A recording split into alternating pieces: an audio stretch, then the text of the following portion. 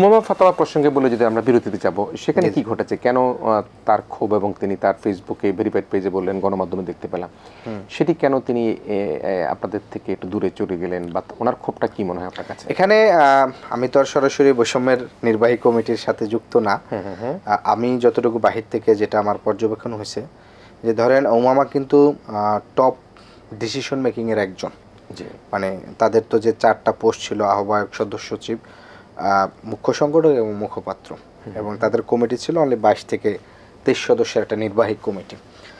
যেহেতু কমিটি হওয়ার সময় কিংবা হচ্ছে পরবর্তীতে সময় উমামা কোনো ধরনের অভিযোগ কিন্তু আনেন নাই, মানে তিনি যেভাবে বা কোন প্রক্রিয়ায় মুখপাত্র হয়েছেন সেই বিষয়টাও, মানে শুধু তিনি না, মানে ওই কমিটিটা যে ফরমেশন সেই সময় তিনি কোনো অভিযোগ উত্থাপিত করেন না। তার মানে আমি যদি ধরে নেই যে ওই যে 23 সদস্যের কমিটি, ওই কমিটির ফরমেশনটা মোটামুটি অভিযোগ ছাড়া।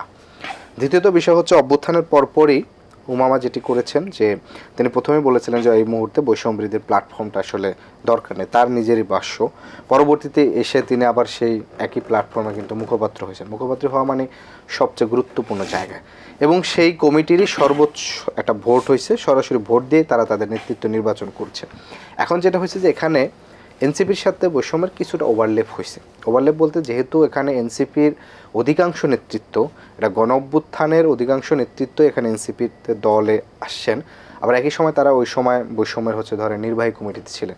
ফলশ্রুতিতে কাউন্সিলটা যেটা হইতো, যে এটা যদি এনসিপি গঠনের আগে হইতো তাহলে এটা পলিটিক্যালি সবচেয়ে কারেক্ট হইতো, কিন্তু কমিটি গঠনটা হয়েছে এনসিপি গঠনের পরবর্তীতে। তো ওইখানে যে 23 সদস্য ছিল তাদের কিন্তু সরাসরি প্রত্যক্ষ ভোটেই কিন্তু এই কমিটিটা হয়েছে। এখন এখানে যদি আমি যেটা বলবো, যে আমার কাছে যেটা মনে হয়েছে, যে উমামা রাজনৈতিকভাবে আমার মনে হয় এখনও সে কোনো একটা সিদ্ধান্ত নেওয়া, যে আমি কোন লাইনে রাজনীতিটা করবো, কিংবা হচ্ছে আমার এই মুহূর্তে ভূমিকাটা কী হওয়া উচিত, এইটা আমার মনে হচ্ছে এক ধরনের সে সিদ্ধান্তহীনতায় ভুগতেছে।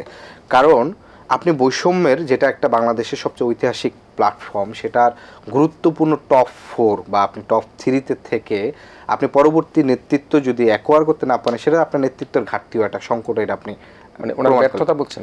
আমি এক ধরনের তাকে ব্যর্থতা বলবো, এবং এক ধরনের সিদ্ধান্তহীনতা বলবো। একই সাথে ওইখানে যে কমিটি ফরমেট ছিল তাদের ভিতর একটা নানা ধরনের ব্যর্থতা বলছেন। তিনি তো ফ্রন্টলাইনার হিসেবে আমরা দেখেছি। না, আমি ওই ব্যর্থতা বলি নাই। আচ্ছা, আমি বলছি পরবর্তী, মানে সে তো একটা সর্বোচ্চ নেতৃত্ব ছিল, এবং তার পরবর্তীতে আরেকটা নেতৃত্ব যখন নতুন কমিটি গঠন হবে, সেই কমিটিতে তার থাকার ডিজায়ার ছিল কিনা। তাহলে থাকলে আপনার কমিটির যে পুরো ফরম্যাট আছে, আপনাকে যে কোনো একটা প্রসেসে যাইতে হবে, হয় আপনাকে কাউন্সিল করতে হবে প্রত্যক্ষ ভোটে, আর না হলে সিলেকশন। তাহলে সবচেয়ে বেস্ট প্রক্রিয়া কোনটা? গণতান্ত্রিক প্রক্রিয়া, সিলেকশন।